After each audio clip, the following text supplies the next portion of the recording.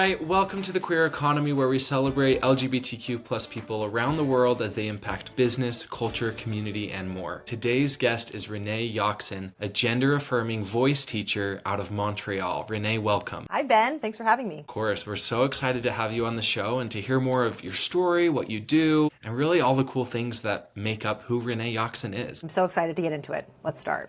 And I'll just give you a moment to introduce yourself to our audience. Sure. So my name is Renée Yoxon. My pronouns are they and them. I am a non-binary queer person here in Montreal, Quebec, Canada. And as you said, I am a gender-affirming voice teacher. So what that means is I help mostly transgender people, not exclusively, mostly transgender people modify their speaking voice to create a voice that brings them comfort, safety, and gender euphoria. And I do that through selling online courses, as well as through free resources like my YouTube channel and other freebies that are on my website. That's incredible. I'd love to hear more of what got you started, what inspired you to go down this path, and then maybe take us through what led you to where you're at today. Sure. So for years, I was a voice teacher. Long story short, I became a jazz singer. I went to school for jazz. I started teaching singing to people, and that really became my passion. Something I'm quite good at is making complex concepts simple and helping people to discover their voice through song and now through speech.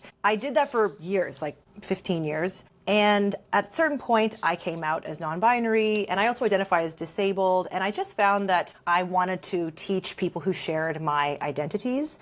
And so I created a scholarship program called the Right to Sing Award, which was for trans and or disabled people to get singing lessons with me, because those groups don't traditionally have disposable income for things like singing lessons. And through making that scholarship program, like through advertising it, I found Project 10 here in Montreal, which is a gender-affirming trans youth organization. And they asked me if I could come and teach a workshop on trans vocal exploration, specifically for speech. And I had not done that at that time, but I was like, just, voice and trans people, like this is all my favorite things. Of course I'll do that. And so it was kind of an accident that I found gender-affirming speech work, but I love it. And so I did that one workshop with them, and then they hired me again to do it in French, and then other organizations started reaching out to me. They started sending me students. Next thing I knew, I had completely pivoted to teaching gender-affirming speech lessons, and I didn't do singing anymore. What an incredible random pivot. You could call it. Yeah, it's related, but it is a pivot at the end of the day. Right, it's a total pivot. And where do you think you'd be today if you didn't get that invitation to go teach that class? Who knows? Because I had already released 4 albums at that point. I have other albums, but I never, it's hard to be a performing artist, especially one with disabilities. I never was able to tour or stay up late, like I'm a morning person. And so I was already sort of falling out of love with the day-to-day life of being a performing artist. And I had started looking into maybe I could be a professional songwriter and do more have a more 9-to-5 job that's still in music. But then I found this and I was like, okay, now we're talking. This is way more in line with what I want my life to look like. So after those first couple voice lessons, as you started to do more work in this space, were there any sort of challenges you faced along the way? Well, yeah. So I had made the decision to pivot completely into gender-affirming voice. And I thought, well, where are the trans people at? They're on TikTok. So I joined TikTok. And this was during a specific period in TikTok's history where they were warming new creators. So if you newly joined the platform and started posting, you got a lot of traction. So I think my first TikTok went really viral. I got 10,000 followers in one weekend, and my calendar filled up.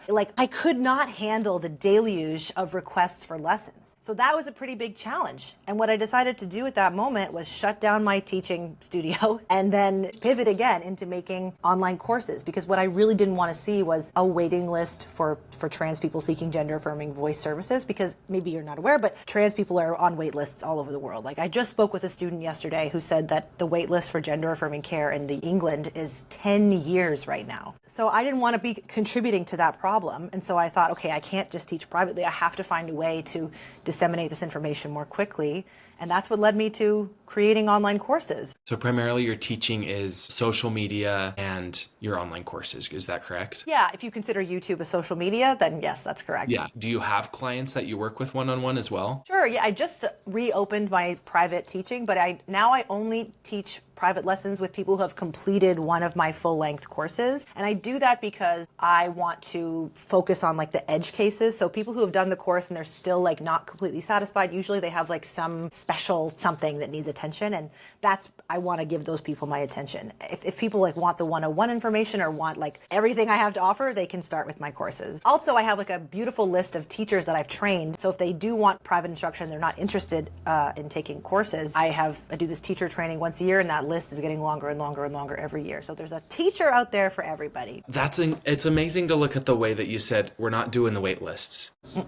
I have I got 10,000 followers from TikTok in such a fast time, and the growth and the attention is there, but it's not all about me, it's about impact. I mean, that's what's coming from your story so far we just want to do the most good, and I'm very impressed with the way you're able to innovate in a variety of ways by creating your content, posting your courses, and then also training new teachers. I'd love to hear a little bit more about the level of meaning and fulfillment that you feel now that you're in this space compared to what you did before. I mean, look, singing students were always very grateful to be doing their singing practice. Like, it's a joy in their life usually. It's a break from their job. But trans people I get letters that would blow you away. The emails like, I'm not out at work or not out to my family, but this is the one place where I can really be myself. Like, I have an office hour once a month with my students, and they are all so appreciative to be there in community together, because a lot of trans people are also very isolated. Like, if you don't have the privilege of living in a big city where, like, I live in Montreal, there's trans people literally everywhere. But if you live somewhere more rural, you might not know another trans person. And so I see the impact every day. It's really incredible. Going off of that, if you could share one message to a trans person who might feel like or might be the only trans person in their town, what would that message be? That you're not alone. There are so many of us, and I would venture to say that there are people in your town that are trans and that you just don't know about that, because so many people are not out. So many people are in the closet. Because I've made myself like a safe space, I will get like messages from someone who is presenting as one gender, and then secretly in my DMs they're telling me they're another. I believe that there are way more trans people than the statistics say, than we know about. Like, anyone in your life could be trans and you don't know. So just remember, if you're feeling alone, you're definitely not alone. They're out there. That's so true. And even if they might not be around physically, I think that's one of the benefits of living in more of a digital age, that there are ways to connect and feel that community in other ways. Absolutely. Okay. This is so good. So while we're on the topic of your courses and your YouTube, I'd love to just give a moment for you to share where our listeners and watchers can find your channel. What is it called, and where can they find all your resources? Sure. So everything is just under my name. So it's reneeyoxon.com or youtube.com/Renée Yoxon. I'm Renée Yoxon on all of the social medias, and that's RENEEYOXON. Okay, let's pivot a little bit. I'd love to hear a little bit more of your story with your own identity and anything you'd like to share around that. Where do we begin?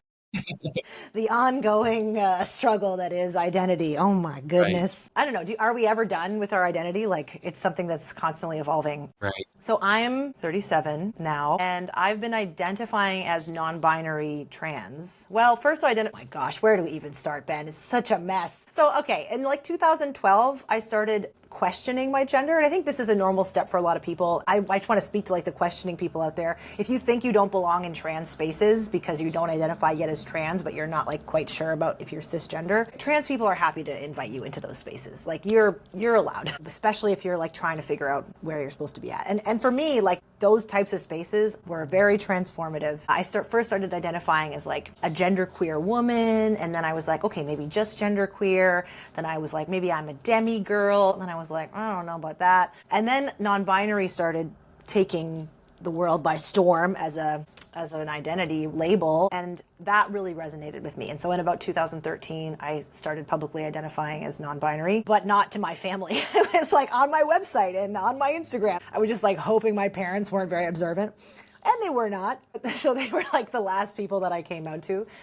But at the time when I came out, and in the years following my coming out, I also identified as disabled, and I still do, but it was like more of a present identity in my life because my chronic pain, which is my disability, was like really an issue at the time. And so I couldn't pursue transition in any meaningful sense, like except socially. My name is already sort of a gender neutral name, so I never felt the need to change it. And I was named after my uncle, and Awesome. It was going to be my name whether I was born whatever. So that's cool. But it wasn't until just the last 2 years that I was able to pursue a medical transition. So I had top surgery and I had a hysterectomy, and those were life-changing surgeries. I never thought it would be possible for me, but it's just been wonderful to be able to step into my embodied transness in the last 2 years, and now my life is totally different than it was, 10 years ago. I love it. I think that's the beauty of what you said is it does take a little bit time and it continues to evolve, and there's nothing wrong with that. I think a lot of times, especially for younger individuals who are questioning and figuring out what their identity is, it's easy to feel like you have to jump to a label or decide today or figure it out today. But I think that's the perfect message as part of this episode is it's okay. Take your time, find what's true to you, and you'll know, but don't feel like you have to decide today. Yeah, and also like labels are only as good as they communicate something about you. And so like, if we look at my like identity instead of my gender identity for a second, I identified as bi my whole life. But like now I kind of identify as gay because bi, especially when I was on my dating journey on Bumble, bi communicated something about me that like wasn't exactly correct. And I wanted the men of Bumble to know that I'm gay for men, like it's going to be a gay thing when we're together, and not to think of me as like a bi woman who's like gay for women and straight for men. Like that's not what it is. And I know that all bi people are bi all the time, but as a non-binary person, I really needed my partner to like see the masculine side of my gender identity, even though I am not taking hormones. I'm one course of hormones away from being a gay man, okay? So like you got to see that if we're going to be together. But it's so confusing. So when I'm talking about my sexual identity, I'm like bi, gay, queer, blah, like I don't know. And when I'm with my now partner, we don't talk about it. It's not a part of our daily conversation, so it doesn't matter. Right, and that's the perfect way of saying it. It's just about being able to communicate who you are and what feels true to you. Yes. And maybe a label works and maybe it doesn't, and that's okay either way. Exactly. Yeah, that's awesome. I'd love to know, is there a quote or a mantra or a piece of advice that you live by every day? Yes. I don't know. Do I live by this? I say this to my students so often that it immediately sprung to mind when you asked, and it's what if it were easy? Like, how would you, usually it's applied to voice work because a lot of students love to try really hard. And unfortunately in voice that will give you the exact opposite of the results you're looking for. So I always ask, how would you approach this exercise if you knew that it were easy? But in life, this is a beautiful thing to live by. It's like you're struggling, like, okay, how would I do this if it were easy? When I'm on my run and I'm like, I can't do this. I'm like, okay, how would I be running if this felt easy? Then my body relaxes and I take easier breaths. And what if it were easy has served me a lot in this life. Gives you some perspective of maybe I can handle this. Maybe I'm just saying I can't. Yeah, right? maybe the story I'm telling myself is impacting me more than I would like to believe. Okay, next question. Next thing I'm thinking about is, you have the opportunity to work with and impact tons of trans and non-binary people, in addition to anyone else who might access your services and courses. But I'd love to know if there was one piece of advice you'd give to a trans person who is worried that maybe they'll never be able to fully feel comfortable with their voice or with their body or with their identity. What would that message be? That's an interesting question. Like the fear that you'll never be comfortable. There's nothing I can say to change fear. All that we can say is, if you want to work on it, I will work on it with you. And there are tons of people who are dedicated to your care, even if they're not around. Look towards the helpers. There are so many people who want to help you. If you don't have the resources, we can help you find the resources. There are grants. There are, depending on where you live, insurance. This is something I do see in my practice a lot. I see a lot of students who are like, well, so-and-so changed their voice, but I can't. Like, my voice is 2X or 2Y. I'll never be able to, and I have to go, you are not the exception, okay? Just because you think you're different somehow from the thousands of trans people who have come before you and gone through their transition, you're not. It seems impossible now, but give it time. Perfect. That's beautiful. I love it. Okay, so you have this online content, you have these courses, you have all these things you're doing with your practice. If I were to ask what's next for you and what you're doing, what would you say? Exciting. Okay, there's so many things coming down the pipe at the moment. The focus right now is the YouTube channel, so people can really stay locked into that. We have so many like exciting videos planned, and I'm doing more interviews with people, which is really exciting. And I say we, and I mean me and my director, P, who's a wonderful trans woman and good friend of mine. We've worked together for many years. She used to edit all my TikToks, and now she edits my YouTube videos. So that's the main thing that's coming like imminently. And then maybe in the next year or so, I really hope to launch like a more concrete community feature. Currently, there is a community feature associated with my courses, but I would like to make something more robust that has challenges, that maybe has like guest speakers. I don't know, I have big dreams, and I don't know how to make those happen yet, but that's okay. That's what the dreaming phase is for. Yeah, and then in the like 3 to 5 year term, I don't know, I'm not gonna say who or what because it's sort of on the DL, but there's possibly a book in the process. It's not concrete yet,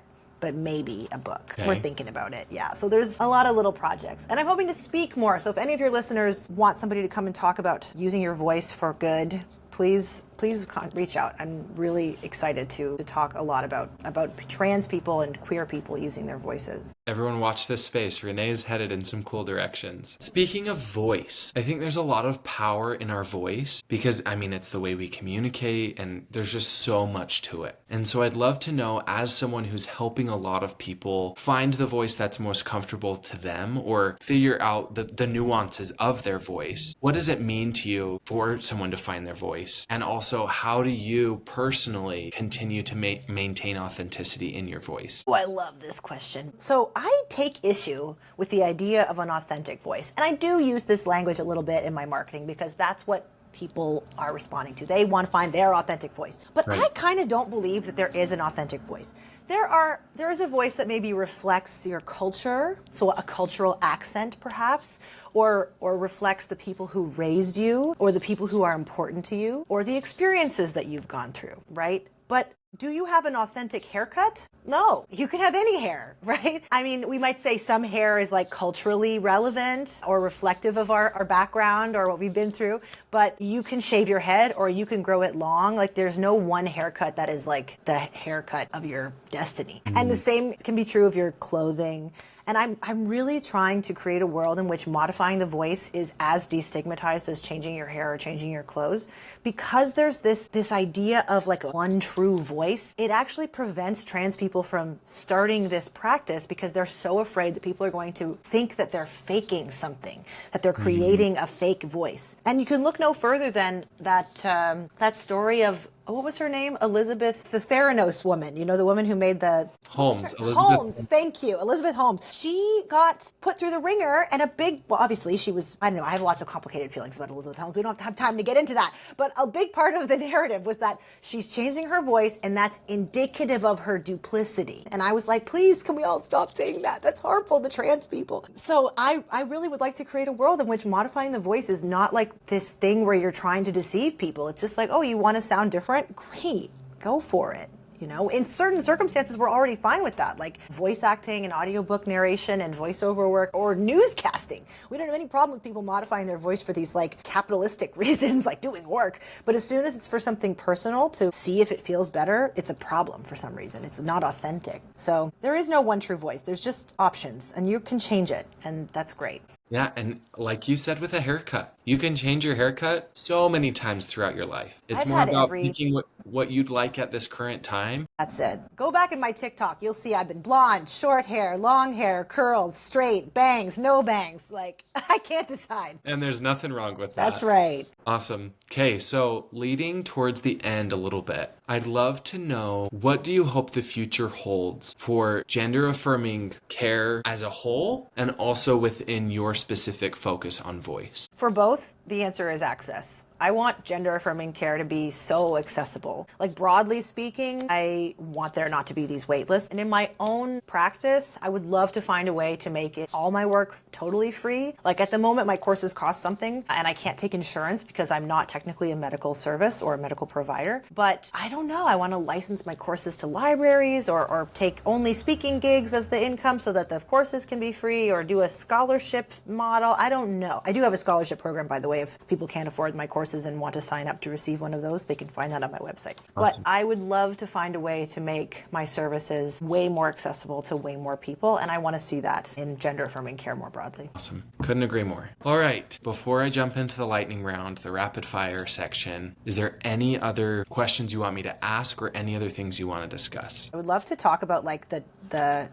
cognitive dissonance of being like a queer business owner. Have you found maybe with other guests that like sometimes when you're running a business, you're like too queer for the business people and too business for the queer people? I just mean that in queer culture, there's like strong anti-capitalist sentiments for good reason, but I think people conflate capitalism and commerce sometimes. Just because you sell apples doesn't mean you're a capitalist. And like I think a lot of queer business owners are working very hard to make ethical business choices and to not exploit people. I want to see more queer people in commerce so that we can make more ethical businesses happen for people and have more like fair wages. And I have big dreams for the future of work. The future of everything. I wish I was in charge.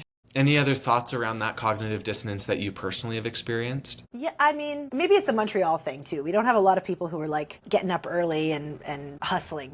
That's Toronto's vibe. Montreal, we're way more laid back. We're playing, pétanque in the park and chilling. So it's just where I live that this is an issue. I think there's lots to unpack there. I know, right? I don't know. What are the queers like in Utah? Utah's its own special thing. Sure is. Because the LDS Church, the Mormon Church, is so prominent here, a lot of queer people in Utah have a church background. And I think because of that, there's a lot of shame and a lot of like the need to process and walk away from that shame. That doesn't always happen per se because people are code switching to have closer relationships with their family or with work or with whatever. And then you add on top of it the Utah culture of everyone's got to look perfect and act a certain way and have all the things. And that can just add a whole other element to it. Y'all got to come up here during August for Montreal Pride. Your shame will be exorcised real quick. Our pride is different up here. Called fierté. That's pride in French. That's really where it's at. Okay. All right, this is the point in the episode where we dive into a little bit of a lightning round of just some quick fun questions. So to kick it off, is there a specific TV show or book that you're really into right now? No. Nothing. I've been just watching YouTube DJ sets. So people will put their little hour long of them DJing on YouTube, and that's what I watch. It's just nice to have like a human person pick the music instead of like Spotify's, AI generated choices. And it's been lovely. And I haven't been watching a lot of TV after work because I have a social life for the first time in my life. So I've been like going out and biking and running, and it's just, life is amazing right now. So there haven't been time for any reading or TV, just YouTube DJ sets. Going along with that, running and hiking, what are some of your favorite hobbies and things that you like to do in your free time? Running is a big one. I'm training for a little 10K. I'm not there yet, but I'm working really hard on that. Yeah. I love movies, so I go to the movies with my partner and we watch movies at home together, and going out to restaurants and enjoying good food and seeing my friends and having parties. Yeah, I don't have a lot of like sit-down hobbies these days. No, but those are all great. Mm-hmm. A good variety of ways to connect and ways to recharge, so I love it. I've been biking a little too, trying to bike more and more. I'm learning. I'm owning my first adult bike in my life, so awesome. It's exciting. Look at you go. This is great. Okay, what is your favorite season? Fall. Favorite dessert? Ice cream. Favorite kind of ice cream? Chocolate. Classic. Yeah. So good. Okay, if you had to go on a 10-day vacation tomorrow, where are you going and what are you doing? Mexico City. Eating. Period. Perfect. I love it. That's all you need. That's all you need. Yeah. It's a great place. All right, we're on to our last question. This is my favorite question. So imagine you're in a tall building of some sort. You're getting on the elevator, and the other person inside the elevator is your younger self. What would you say to yourself? Well, how old am I? Because that makes a big difference. You get to pick. How old do you want to be? Okay. Well, if it's someone, an age when I was like really deep in my chronic pain, I want to tell myself, you don't even know how much better things are going to get. Just wait. It's going to get so much better. I hate to be so cliche. It gets better on the Queer Economy podcast. That's so embarrassing. But it's so true. It has gotten so much better. And if it was a different one of your younger selves, what would you say? If it was like my teenage self or a child self, I would say, there's nothing to say. Strap in, I guess. You don't even know. Strap in for all the changes. You live so many different lives. Like my younger self wouldn't even recognize myself now. I've changed so many times since then. Yeah, and there's nothing wrong with that. Awesome. Thank you so much, Renee. It was so fun to chat with you and hear more of your story. To our viewers and listeners, be sure you follow Renee. That's it for today's show. Thank you so much for tuning in. Be sure to like, subscribe, and share with your people. And be sure to follow us on all major social platforms at The Queer Economy. Until next time, be kind, be bold, be you. That's all for now.